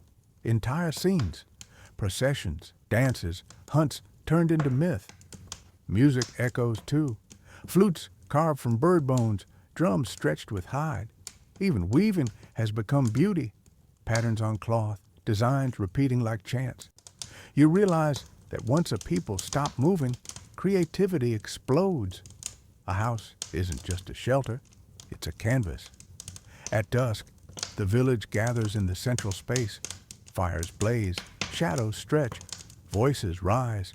Elders tell stories of ancestors, tracing lines back through generations, binding identity to place. The children listen wide-eyed because for the first time in human history, their home isn't the road. It's here, between these walls, in this patch of earth. The land is no longer just where they walk. It is who they are. You wander toward the edge of the settlement where fields ripple in the fading light. Beyond them, you can see forests, mountains, horizons that used to call relentlessly, but the people here do not follow those calls anymore. They stay, they build, they bury their dead under their floors, sealing them into the very ground they live upon. Ancestors beneath, children above, generations rooted like the crops in the field. And in that moment, you feel the weight of the choice they've made. The nomad's freedom traded for the farmer's stability. The restless chase exchanged for belonging. You can almost hear their voices whispering into the soil. This is home. And you know, this choice will shape every city, every kingdom, every empire to come. The night is cool when you step outside, but the air is alive with a kind of energy that feels different from the quiet rhythm of daily chores. In the settlement's central space, you see baskets piled high, obsidian blades glinting in the firelight, bundles of salt wrapped neatly, shells threaded into necklaces, jars of thick honey sealed with wax. It hits you. This isn't just storage. This is a marketplace. You watch as strangers arrive, faces weathered by journeys, clothes stitched differently, words that sound familiar yet strange on their tongues. They've come from far-off places, some carrying amber from the north, others with copper nuggets from distant hills. A few lead donkeys, loaded with sacks that jingle softly, promising treasures unseen. The villagers greet them not with spears, but with open hands, laughter, and a keen eye for bargaining. Trade is not war. It's diplomacy, commerce, survival wrapped in curiosity. And here's the magic. Suddenly, your world is bigger than your fields and your walls. You pick up a shell, polished and gleaming, and realize it came from a sea you've never seen. You trace a bead of turquoise and know it was chipped from stone hundreds of miles away. The objects are more than objects. They're stories, fragments of journeys, proof that life stretches far beyond the horizon you can walk in a day. But trade is more than shiny things. It's knowledge. You overhear conversations about planting cycles, irrigation tricks, new ways to bake bread, new chants to bring rain. Farmers share seed varieties, healers trade herbs, storytellers swap myths until gods begin to blur across regions. A deity worshipped here as a mother may appear there as a river spirit reshaped by the voices that carry her. You realize trade doesn't just move goods, it moves ideas, and ideas move people. Of course, not everyone is thrilled. You spot a group of villagers frowning at the newcomers, muttering about how outsiders can't be trusted. They're worried about theft, about diseases, about the dilution of old traditions. And truthfully, they're not wrong. New diseases hitch rides along with spices and salt, sparking fevers in towns that never knew them. Suspicion simmers, but so does necessity. When drought hits, when a harvest fails, those connections save lives. A jar of grain traded across miles can mean the difference between feast and famine. You notice something else brewing here: wealth. Not everyone has equal access to obsidian or salt or bronze when it comes into play. The man who organizes caravans, who knows routes and contacts, grows richer than his neighbors. He builds a larger house, decorates it with more figurines, perhaps even hires others to guard his stores. Social lines sharpen. Hierarchy deepens. Trade brings prosperity, but also inequality. And yet, amidst this tension, there's wonder. Imagine tasting cinnamon for the first time, or holding bright lapis lazuli against your skin, or hearing a song in a language you don't understand but still feel in your chest. Trade stitches humanity together in threads of awe, curiosity, and desire. At night, when the marketplace quiets, you wander among the goods. A piece of obsidian catches your eye, smooth, sharp, impossibly black. You think about how far it traveled from volcanic mountains you've never seen, carried on backs and boats and stories. You press it to your palm and feel connected not just to this village, but to an entire web of strangers who will never meet, but whose lives still entwine. And here's the strangest part. Some trades are not of goods at all. You notice a young woman from the visiting group laughing with a villager, the kind of laugh that lingers too long. Soon, marriages will bind villages, children will carry mixed traditions, and entire lineages will spring from these encounters. Trade is not just economy, it is kinship. It is the glue of civilizations. Of course, the elders argue. They always do. Should we trust these foreigners? Should we share our seeds? Should we let their gods walk among ours? The debates ripple through the firelight, passionate and endless, and you hear someone whisper what will echo through the centuries. Trade brings both fortune and danger. But as dawn rises and the traders prepare to leave, you sense the villagers won't be going back to their old lives. They've tasted something bigger. They've glimpsed a world beyond the horizon, and now nothing will ever shrink that vision again. You can almost hear the first whispers of empires in the shuffle of departing feet. The market is still buzzing in your memory when you notice something odd. A clay tablet, small, square, damp from being freshly molded. A villager presses a sharp reed into its surface, carefully carving lines and tiny wedge-like marks. You lean closer, and the pattern isn't random. It's a record, a list, a promise. In this moment, you're watching one of humanity's greatest inventions being born. Not a tool of wood or stone, but a tool of memory, writing. At first, it's nothing glamorous. No epic poetry, no lofty histories, just numbers. 1 jar of grain owed, 2 goats delivered, a basket of fish traded. The symbols stand in place of memory, a way to keep track of what the mind might forget. Because with trade exploding and with surpluses growing, people need a way to manage more than stories whispered around a fire. You can feel the shift. Humanity is outsourcing its brain to clay. You kneel, running your fingers over the drying marks. They feel rough, almost unimpressive, but you know what's happening here is revolutionary. Words no longer vanish into the air. They are captured, stored, passed on beyond the speaker. Writing isn't just about record keeping. It's about permanence, thought turned into matter. Soon you find yourself inside a dimly lit room, a kind of early office. Shelves of clay tablets sit in neat rows, each stamped with symbols. A scribe works silently, his reed stylus clicking softly, like the scratching of a cricket. He doesn't own the grain or the goats or the fish he writes about, yet his marks decide who owes what. In that moment, you understand. Writing is power. The man who controls the record controls the story, and then it expands. Marks that once meant goat or basket start to carry broader meaning. A sun can mean not only the star in the sky, but also day, warmth, or time. A river can mean water, life, or journey. Words stretch, multiply, bend into abstraction. People begin carving myths onto walls, prayers into stone, spells onto charms. Writing starts to sing. You walk through a hall where the walls glow with painted signs.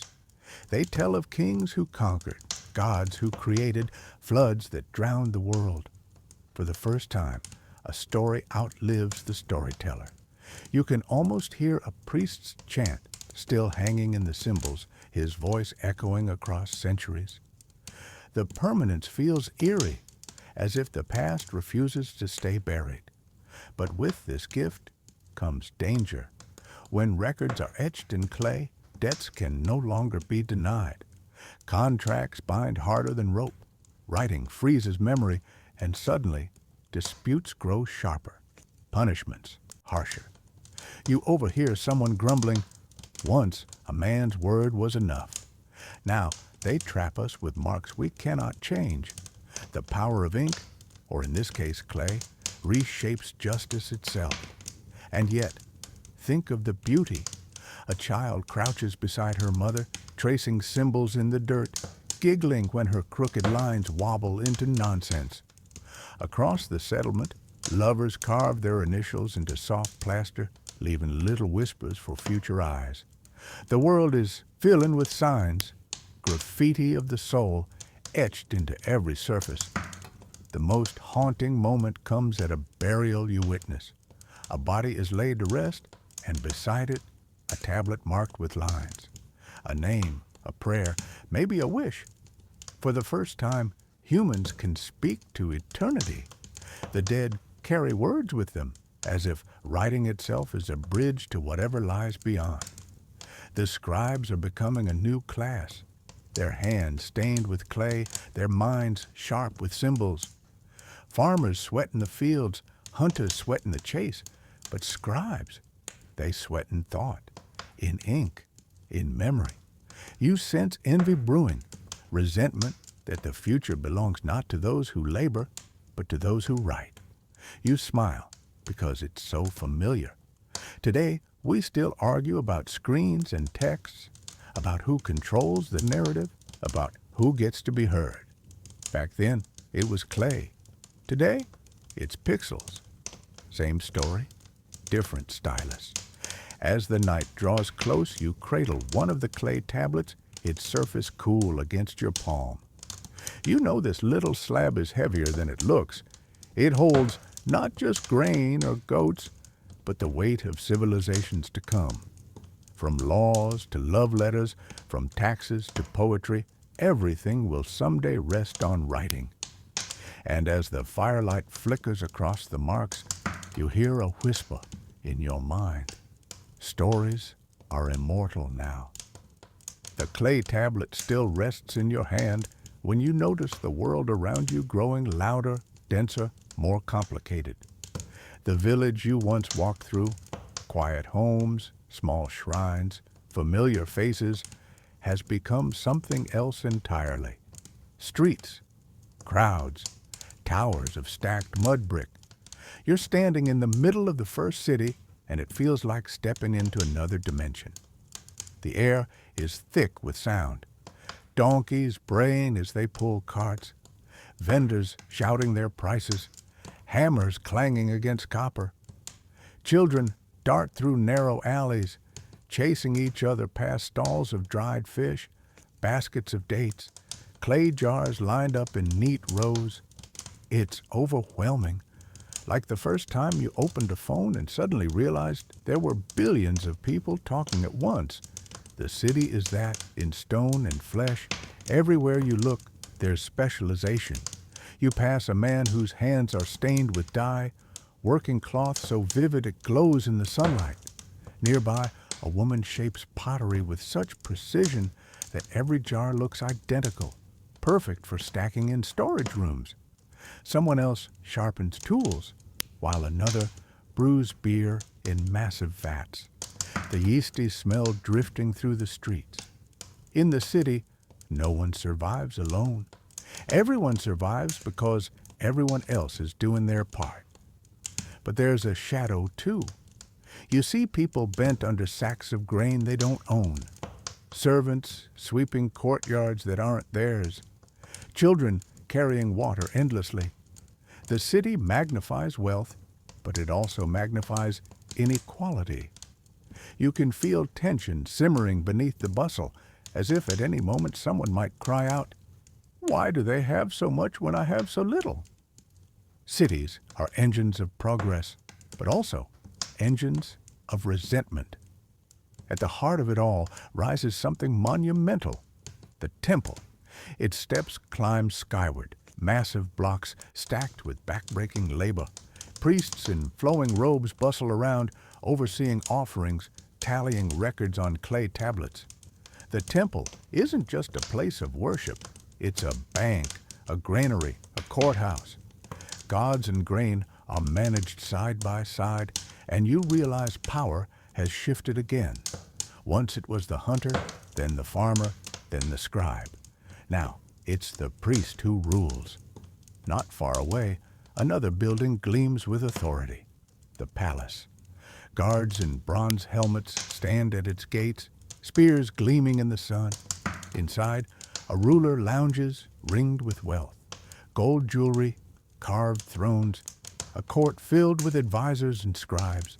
He declares laws, raises armies, and demands taxes. His seal is pressed into clay, binding the city under his name. And just like that, you see the recipe for every empire to come. City, temple, palace. The city is alive not just with people, but with ideas. In the marketplace, you hear debates about trade routes, about how to measure weights and lengths, about whether a god is pleased or angry.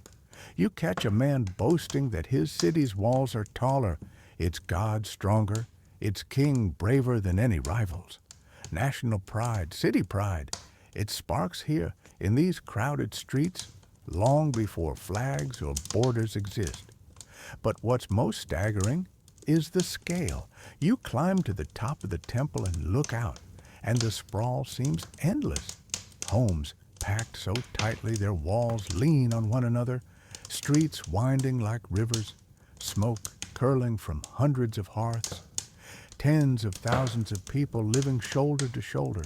For a species that once survived in groups of 50 at most, this is staggering. And you can't help but laugh softly. Remember when finding enough food for 10 was a challenge? Now 10,000 mouths eat in one day, and somehow the city finds a way. Still, not everyone thrives here. You notice the outskirts, where houses shrink into hovels, where waste trickles in gutters, where disease spreads fast. Rats skitter in the shadows, and children cough with hollow eyes. The city can lift humanity high, but it can also crush those at the bottom. Survival here isn't about hunting skills anymore. It's about your place in the hierarchy.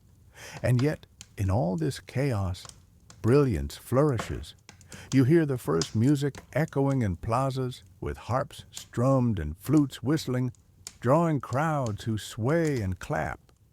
You see painters daubing walls with bright pigments, storytellers holding audiences wrapped with tales of kings and gods. In cramped workshops, Inventors tinker with wheels, pulleys, new ways to shape metal. The city is a crucible. Press thousands of people together and sparks of genius fly. Night falls, and the city doesn't sleep. Torches flicker along the main roads. Guards pace with heavy steps. Lovers whisper in doorways. Prayers drift upward from the temple steps. It feels eternal, unstoppable. And yet, you know cities will rise and fall like the people who build them. Floods, fires, wars, they'll all take their toll.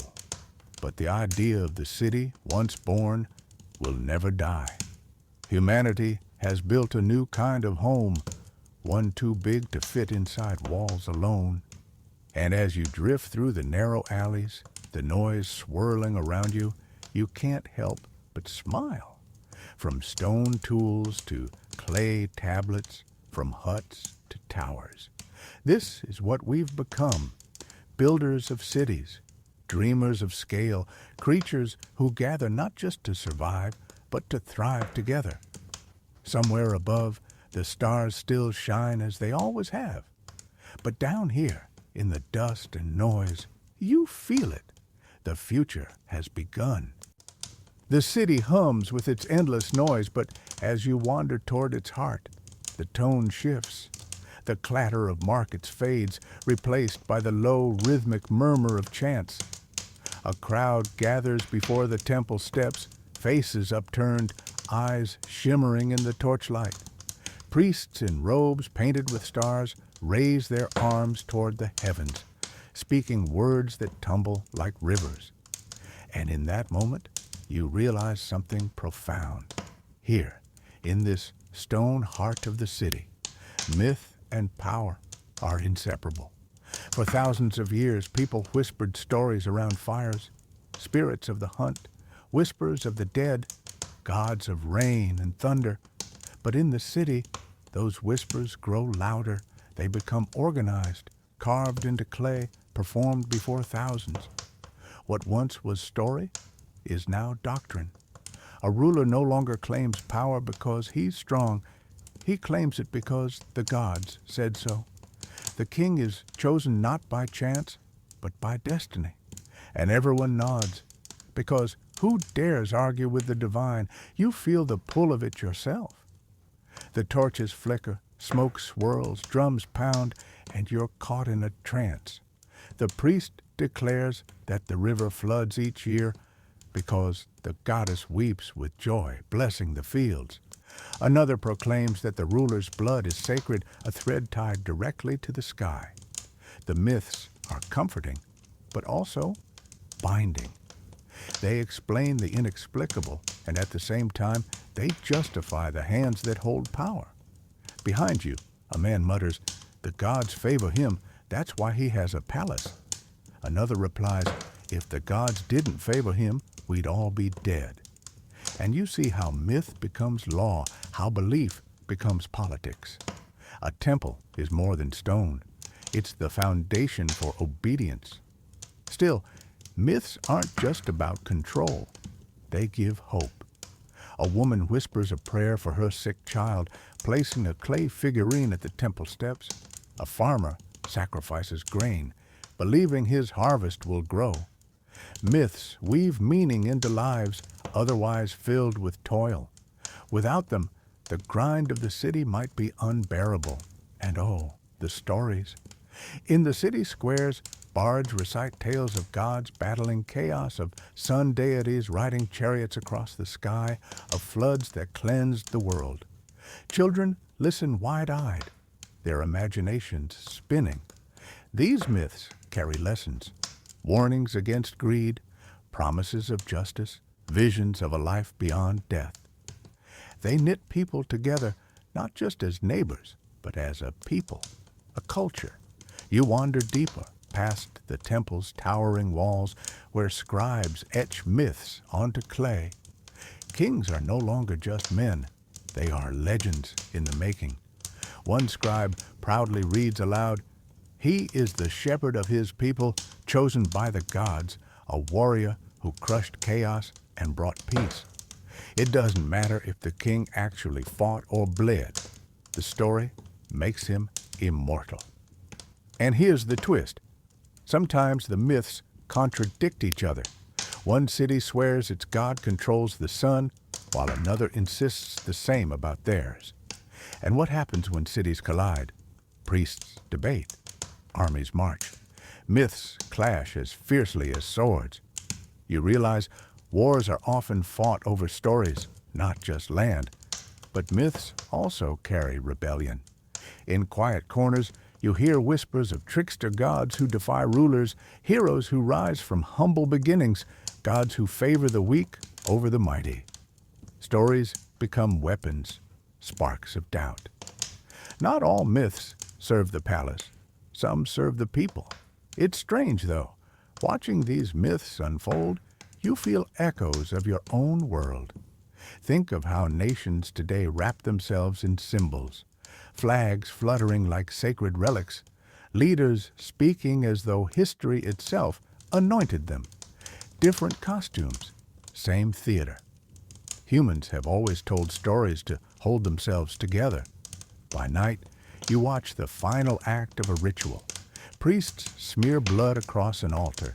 Musicians pound drums until the earth seems to shake. The crowd sways in rhythm. A boy beside you whispers that the gods hear everything, that if the chant stops, the sun might not rise. His faith is absolute, trembling, and beautiful. You smile gently because you know the sun doesn't need permission. But you don't tell him. Let him sleep with his comfort. As you step away from the temple, the city sprawls out again, loud and bright. You realize the stones, the palaces, the walls, all of it would crumble without myth.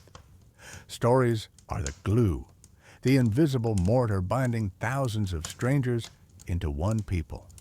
And while scribes hold the records and rulers hold the spears, it's the storytellers who hold the heart. The city, you think, is not just a place of trade or walls. It is a story written in clay, sung in chants, whispered in prayers. And without that story, it is nothing more than mud and stone. Section 17, complete. Approximately, the chants of the temple still echo in your ears. But now, a different sound takes their place. The metallic clash of bronze against bronze, the thunder of marching feet, the roar of voices that sound less like prayer and more like fury. The city that once dazzled you with its markets and myths now reveals another face, one that is sharp, brutal, and unrelenting. War has arrived. It begins simply enough.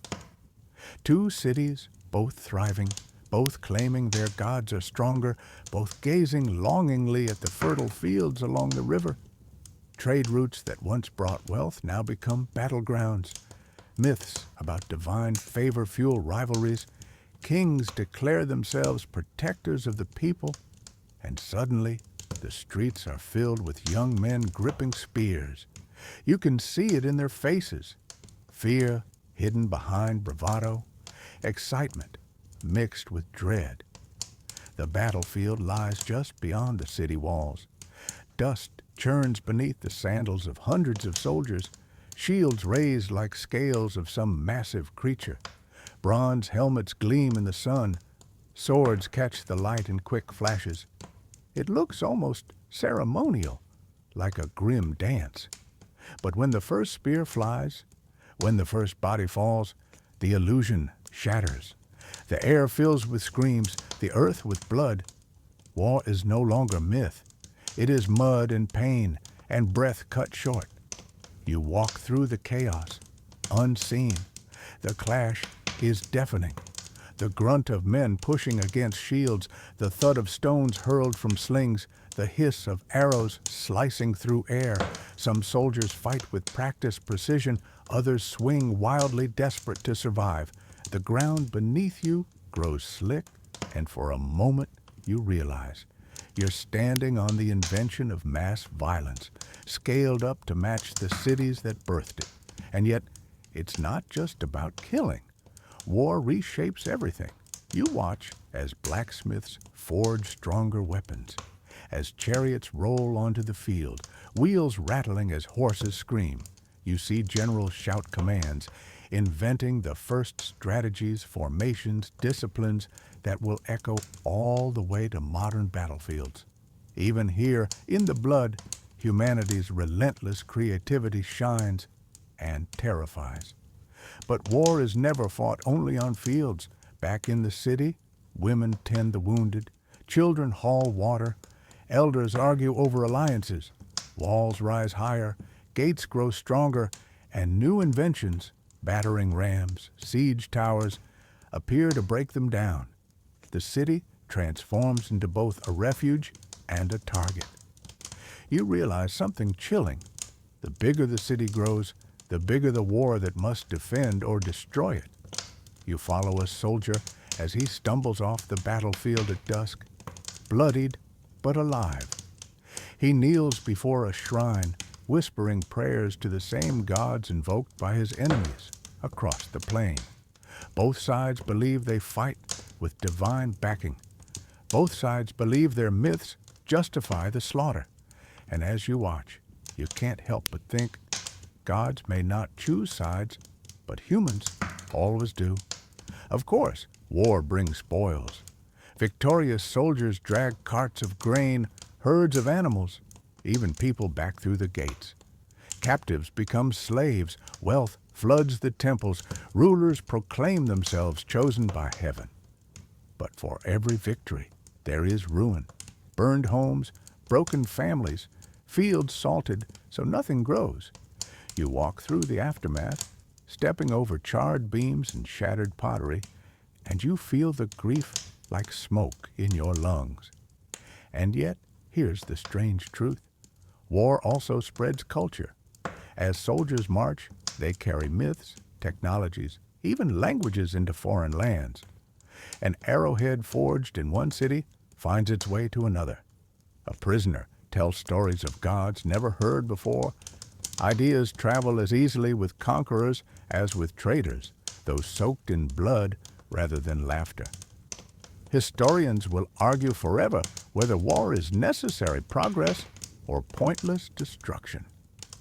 You're standing in the middle of that debate now. You hear a boy muttering to his father, "One day I'll fight too." His father nods, pride in his eyes despite the loss carved into his face. And you realize war isn't just an event. It's an inheritance, passed like stories, passed like tools, shaping the very identity of a people. But in the quiet after battle, when the smoke drifts away and the vultures circle above, you notice something else. Silence. The survivors sit together, too tired to speak, too shocked to mourn properly. A mother cradles her child, whispering lullabies that sound like spells against the dark. The human heart, even drenched in violence, still beats with the rhythm of love, hope, and survival. As you leave the battlefield, the moon rises, pale and watchful. You think about the first stones thrown in anger, the first sticks raised in violence, and how they've grown into armies, walls, and endless campaigns. War has become part of the human story, inseparable from cities, myths, and ambition. It is both destruction and creation, curse and catalyst. And though your chest aches with the weight of what you've seen, you understand this much. Once humans built cities, war was inevitable. And from now on, history will march to its drumbeat. The battlefield smoke still lingers in your memory, but as you walk forward, the haze clears into something even larger. Beyond the scattered villages, beyond the walled cities, something vast is taking shape. Towers rise higher, roads stretch farther, armies march longer distances. You are no longer standing in the shadow of a single city. You are standing in the dawn of empires. The difference is immediate. Where one king once ruled a city, now rulers claim entire regions. Their banners fly across deserts, rivers, and mountains, stitched together by conquest and law. Armies no longer fight just to defend their fields. They fight to expand borders beyond the horizon. You walk along a new kind of road, paved smooth, stretching farther than you can see, guarded by soldiers, patrolled by traders. Roads are the arteries of empires, and you can feel the pulse of history racing along them. At the heart of these empires stand rulers who seem almost more than human. You see them enthroned in gilded halls, their faces painted in gold dust, their crowns heavy with jewels that glitter in torchlight. They call themselves sons of the gods, masters of the four corners of the earth, voices booming with proclamations etched into stone for all to read. It's not enough for them to rule people. They must rule time itself, carving their names into monuments that pierce the sky. You wander through one of these monuments, its walls carved with endless rows of symbols. They boast of victories, of tributes collected, of enemies crushed. Some walls stretch so high you crane your neck until it aches, and you realize empires are not content with survival. They want to be remembered. Memory itself is conquered, pressed into stone so deep it echoes across millennia. But you also see the machinery that holds empires together. Bureaucrats with their clay tablets and reed pens scribbling down taxes owed. Couriers racing down long roads, carrying orders sealed with wax. Governors ruling far-flung provinces, trying to enforce the will of a man who sits on a throne hundreds of miles away. This is no longer just power by the sword, it's power by paperwork, logistics, and organization.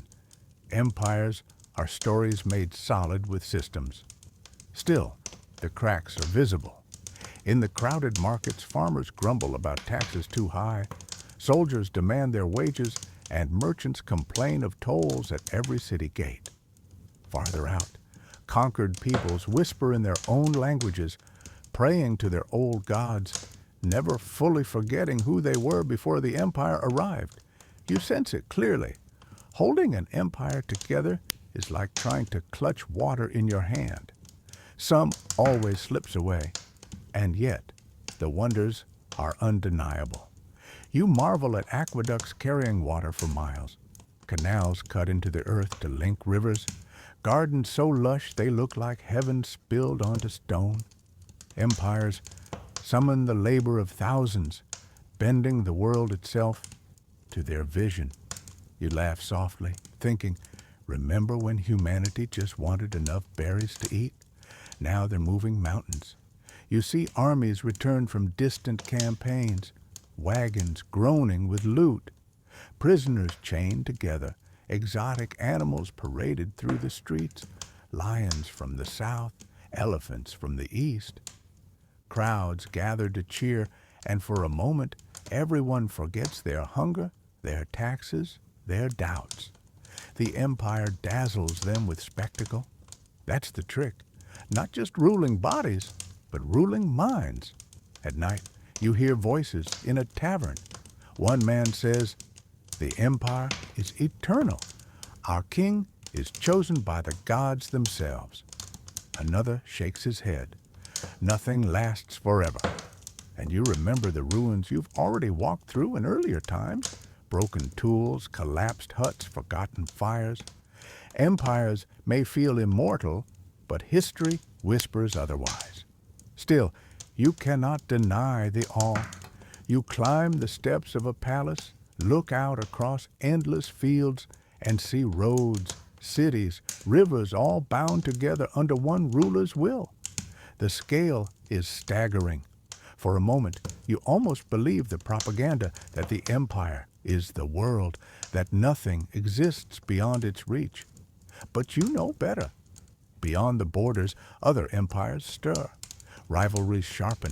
History is always preparing its next move. And as you descend back into the crowded streets, the truth settles in your chest. Empires rise not just from war or trade or myth. They rise because humans cannot stop dreaming bigger. The village wasn't enough. The city wasn't enough. Now even kingdoms aren't enough. The empire is humanity's latest attempt to stretch beyond itself, to bind the earth into one story. But the story will not end here. You can already feel the weight of its coming fall pressing against its splendor. For now, though, you breathe it in. The glory, the power, the contradictions. You are walking in the age of empires, and the ground beneath your feet shakes with the footsteps of millions bound together by its reach. The road that led you here has been long, longer than you can quite measure. From the first sparks of fire in the dark, through the hush of caves, through the rise of villages, kingdoms, and vast empires, you've walked with humanity across an unbroken thread of time. And now, as you pause at the edge of history's wide plain, you can almost hear the echoes of every footstep that came before you, whispering together in the twilight. You close your eyes, and the images drift past like fading lanterns. Hunters carrying spears, eyes glinting in the firelight. Farmers bent low among rows of wheat.